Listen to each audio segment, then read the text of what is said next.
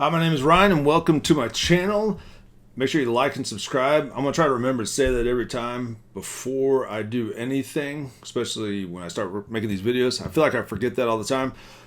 Today's video, I promise you there's going to be no cat interference. Zero cat interference. We're keeping the cat out of this one. Okay, no more cat.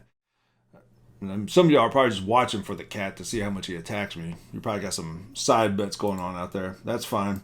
I'm comfortable with that. Let's see. So today we're going to go over me making YouTube thumbnails. Okay, I'm not going to sit here and show you how to make a YouTube thumbnail. If you want me to show you how to do that, I'd be more than happy to. It's actually pretty easy once you go and learn the parameters of how to set up the file types and actually have the appropriate software to do it. The appropriate software could be anything. You could use probably PowerPoint if you're good with PowerPoint, Microsoft Paint. I know some of y'all are like not liking Microsoft Paint, but Microsoft Paint is a good software program for a quick editing of raster graphics. Raster graphics are your pixelated images like PNG files, GIF files, JPEGs, okay, anything that has like a high color resolution with lots of colors mixed into it. Most often you would see like raster graphics incorporated into your video games or any sort of graphic image you would see on the computer. Those are most often raster graphics. However, the opposite of that, which don't get me on my tangent here, are vector graphics. And vector graphics, long story short, are very smooth, linear shapes that use mathematical formulas to draw them, and they scale without any sort of loss of resolution. Vector graphics are fantastic for creating like logos. So if you want a logo to get big or small and all different type of locations, you would want to use a vector graphic. And as you'll see in some of the icons I show in here, I have a mixture of vector graphics and also a mixture of some raster graphics.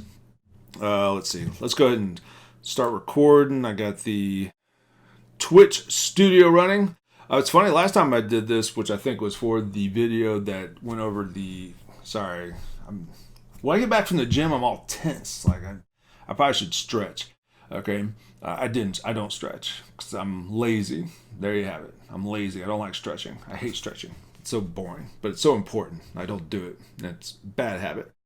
Anyhow, we're just recording over here. But the last video where I was showing you the website, I didn't stop the stream recording or the screencasting recording.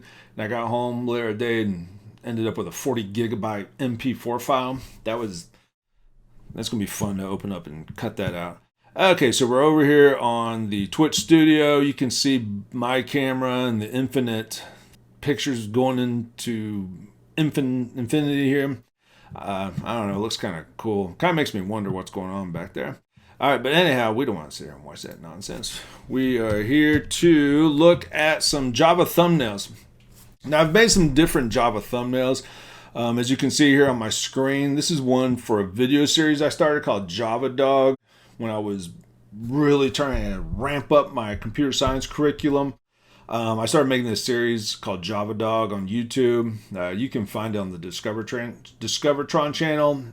They're okay. I was trying to be like Bill Nye, the science guy, except with computer science on YouTube. And that just takes a lot of effort, especially when you're doing this all by yourself. And especially if you only have so much time to do this and your heart's not really into it. I was just kind of into it because I thought it was a good idea. And the problem with making computer science curriculum is that technology adapts so fast. If you don't have some sort of team assisting you to keep up with that, like accelerated development of innovative technology, if you don't have someone to help you keep up with that or have the time to be able to keep up with it, you just get left behind. And you can try to like jump ahead and get into certain sections, but you might miss it because it's almost like trying to jump on an inner tube. You're just trying to land there. What you've got to really do is ride the wave of technology and keep up with that wave the whole time.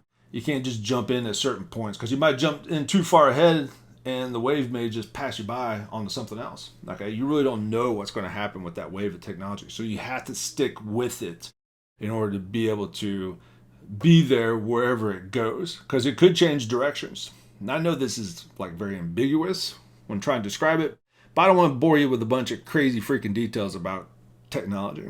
I'm not a technology expert. I probably know more than most laymen, but anyhow, here's my Java Dog video. You can see it's a mixture of raster graphics and some vector graphics. The text would be vector graphics because those scale really nice no matter what I do. But the picture of Rowdy here, that's Rowdy, my dog. Okay, he's a good old guy.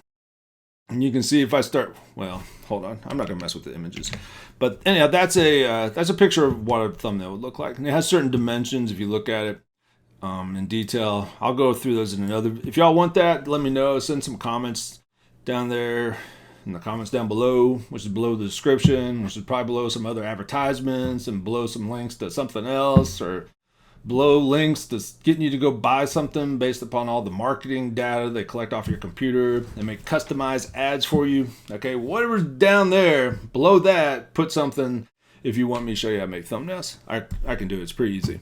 But you'll need the right kind of software. Oh, you know what'd be fun? We do it with all different types of software. That'd be interesting. That'd be a good experience. So that's the Java Dog one. Just give you another idea. Let's see. This was the Scratchzilla one. I actually drew that image. It looks better when, see, it's rasterized, which if you look at it real close, let's jump in here. You can see the pixelation right here, the difference in the pixelation between the image and then like look at the graphic down here for the text. Look how smooth that is. It's smooth, so smooth. It's just like me on a Friday night, just smooth. And then the pixelated images are more like me on a Monday morning, kind of gritty, you know, kind of like a little jagged and jaded, you know. All right, so that's the difference between the two. But I drew this image using these things called scratch blocks, which are, I wonder if I have Scratch on this computer. No, I probably deleted it. They broke my heart. Well, that's for another video. I'm not going to talk about it here. But that's definitely 100% another video. Let's see if I have another one I can show you. I used to have a lot of, see, I have this Chinese right here. And it, oh man, you're going to condemn me for this. I can't remember what it means. It means like lifelong learner or learning for life. Something like that. It was somewhere along the line. I got it in my notes somewhere. I haven't messed with that in a long time, so you have to forgive me. And I had actually people that could speak and write. That's the key point. Not just speak it, but write Chinese. And I had them help me come up with that. Okay, because I kind of came up with a statement, and they're like, oh, yeah, you know, it's like, they're like, kind of like, this is what it should look like, and they would type it up on their computer because they had the keyboards installed for, I think, it was Mandarin Chinese. I think that was the version I was using. And so they would show me what it looked like in Mandarin. I would install the keyboards and make sure I got it translated properly. At least that's how I hope it says. Unless I got tricked, which is a good chance. It might be somebody's grocery list, or they're saying Ryan is a big idiot, or he looks goofy on cameras, or we're going to curse him in his future life with an evil cat, which if that's the case, it definitely came true. Okay, and where I got the idea for this particular thumbnail, now this one's the Java Dog. That's just kind of plain and simple. Okay, I try to have the logo, try to have some words. Then I had this difficulty rate down here. Then I had the dog because it was Java Dog. That was the best thing I could think of. I was like, at the time I didn't have any art assets, so I thought, well, I got a dog, and he's really good at sitting there, and he's kind of cute. He's a good dog. I mean, he's ratty. He's like a piece of lawn furniture. He's fantastic. He's much better than the cat. Matter of fact, he tried to kill the cat. I didn't let it happen, but I could tell it was in his eyes. But Ratty's a good dog. He weighs probably about 70 pounds. He is 14 years old right now, so he's getting old right there. He's actually got a full gray snout right now. But so that's Ratty, and I just use Ratty as my model. He's a good model. I'll find some other pictures of Ratty and throw them up here. I used to let my daughter torture him by dressing him up like little bow ties and little hats, and we'd put like little Halloween outfits on him. And you know what he'd do? He'd just sit there. He'd just sit there and wag his tail. He loved the crap out of it. Darndest thing. Now the cat, I'm going to torture the cat with some Christmas outfits. And we're going to get a little cowboy hat and put it on the cat. That's going to happen. You can mark my words. I'm going to have a cat and a cowboy hat on this video at some point in time. Promise you. Okay, now back to this one. This this thumbnail right here, I got the idea from the old Nintendo cartridges. If you look at the old NES cartridges from the 80s, they kind of had that kind of, the artwork was up on the top with black and had like little, some other like background images. And down below, it would have like a big, bold, all caps font with the title of the game. You just look really like fantastic and sporty. And so I kind of went for that retro feel with this. The text on this, however, is all messed up because I canceled my Adobe subscriptions and deleted all the software, and I had all sorts of proprietary text installed on this machine, and it's no longer there. And so therefore, when I was pulling these images up, all the text is messed up. It's giving me tons of error messages with this. Okay, so you probably don't have to deal with those type of things, but I do. And over here is the Discovertron logo that Sean and I came up with.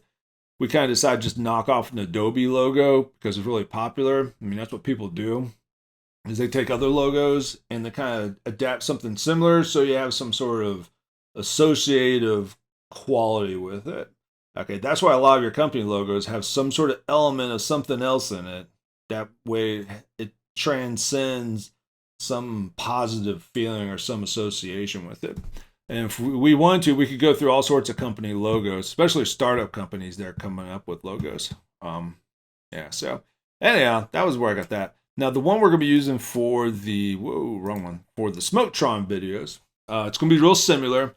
Down here in the bottom is I got kind of my revamped logo from the Fiverr people that gave that to me. See the link in the description down below.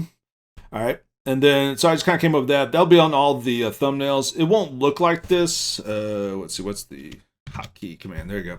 So that's what it would look like on the thumbnail. It's going to be kind of small. Again, this will appear on the side. This font will be much larger. For each of the different video series that are leading into whatever book's coming out or the topic, I'm going to try to have a color scheme. And this one's going to be red, green, and blue because the book's American Christmas Classic. Those are kind of Christmassy colors. So that's kind of why I'm rolling with that one. Now, this book is not about the history of Christmas. Just remember that, okay? Go back and watch the other videos. And up here in the black is where I'm going to put an image. What those images will be, you'll see those once we get to that point in time. I got some work to do on that, and I'll show you those once we get there. So just kind of hold on tight. But that's what's going on with the thumbnails. The software I'm using right here is called Adobe InDesign. I love Adobe InDesign. This is my software right here. I've read multiple books and publications on how to use this thing inside and out. So I'm a big Adobe InDesign person. I haven't used it since 2019. So, and that's what's the year today? What's it? 2022? So I haven't used it in 3 years. However, I started pulling it back up once I got in this book. Remember I told you I got back on the Adobe products. Anyhow, so we're back on this thing. It's really enjoyable. I like using this. I'm glad to be back with it. It's like seeing an old friend. You just give them a big old hug. Except in this case, it's a software program. That's crazy, right? Okay, we'll wrap it up there. Let me know if you want me to make some videos on how to teach you some sort of skill set.